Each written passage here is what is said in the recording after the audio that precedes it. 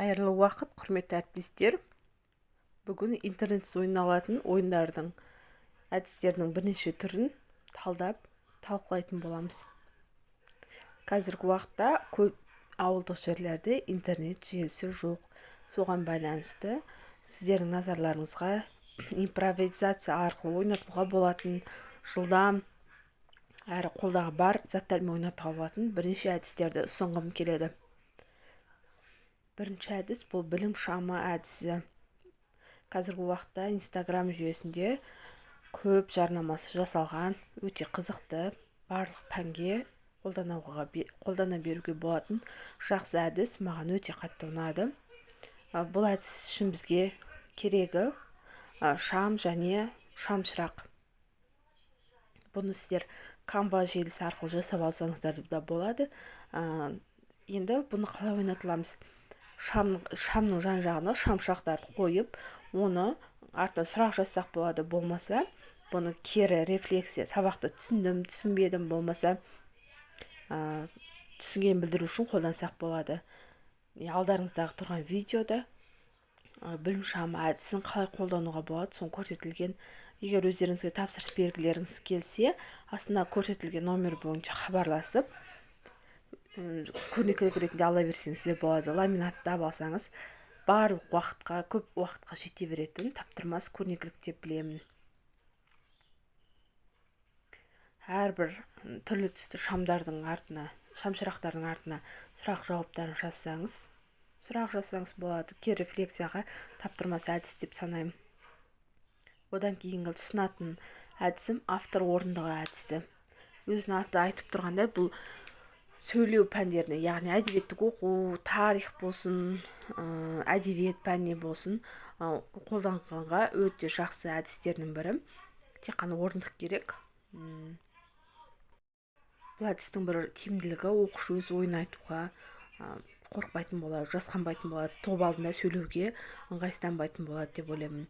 Оқушы бұл жерде өзі жазған эссені, шығарманы оқығанда отырғызып қоюға болады. Бұл әдісті өткен сабақты бекітуге және үй тапсырмасын сұрауға өте тиімді әдістердің бірі. Жалпы сынып алдында сөйлеп үйренген бала өз ойын еркін жеткізетін болады. Креативті ойлауға нақыштанатын болады деп санаймын. Жоғары сыныптарға өте жақсы әдістердің бірі, өйткені әдебиет пәнінен олар көбесі шығарма жазуға нақыштанатын болғандықтан жақсы әдістердің бірі деп ойлаймын. Одан кейінгі ұсынатын әдіс бұл жай ғана қаламсап арқылы жасалынады, ортадағы қаламсап әдісі деп аталады. Бұл енді кейбір жағдайлар болады, көрнекілік дайындап үлгермейміз. Бір әдісті бағыттап дайындап үлгермейтін кезде импровизация жасау арқылы балаларды қызықтыра отырып сабақты жүргізуге жақсы әдістердің бірі деп ойлаймын. Бұл әдісті қалай жүргізілеміз? Сыныптағы барлық оқушылардың қаламдарын жинап алып, қолындағы қаламдарды шетіне суырып отырамыз. Мынау кімнің қаламы? Мадиярдың қаламы болса, Мадияр шығып тақтаға тақырыпты айтатын болады, үй тапсырмасына жауап беретін болады, болмаса жаңа сабақты қорытындылауға жауап беретін болады. Мінекей өстіп импровизациялай отырып, оқушыларды қызықтырып, жалықтырып алмаудың жан-жақты жолдарын қарастыру керекпіз. Сабағыңызға қызыққан оқушы өте ынталы болатыны және сабақты жақсы көріп оқыса, өзіміздің де сабақ беруге деген шабытымыз жақсы ашылатын болады. Сабақ оқымайтын оқушы жоқ, сабақ бере алмайтын мұғалім болады, соны есімізде болсын. Ал енді одан кейінгі ұсынатын жақсы әдісім бұл қол баспалдағы әдісі. Өзінің аты айтып тұрғандай, бұл қолмен орындалады. Бұл да жаңа импровизациялық әдістердің бірі. Ал енді қол баспалдағы әдісін балалар топтық жұмыс жасаған кезде орындатсақ болады.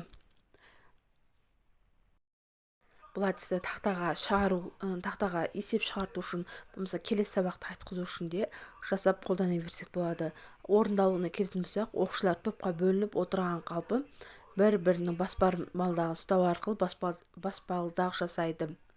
Теріс қарап тұрған мұғалім, мысалы, бірінші топтағы 4-ші баспалдақ, екінші топтағы 5-ші баспалдақ, үшінші топтағы 1-ші баспалдақ деп тақтаға шақырса болады. бұл күнделікті сабақтан бір сарындылықтан шаршаған оқушыға таптырмас әдіс. Өйткені оқушы күтіп отырады, мен қашан шығамын. Өйткені келесі уақытта келесі мұғалім шақырғанда кімді шақыратынын білмейді ғой бала. Сондықтан бала үшін де мұғалім үшін де бұл өте жақсы қызықты әдістердің бірі деп санаймын.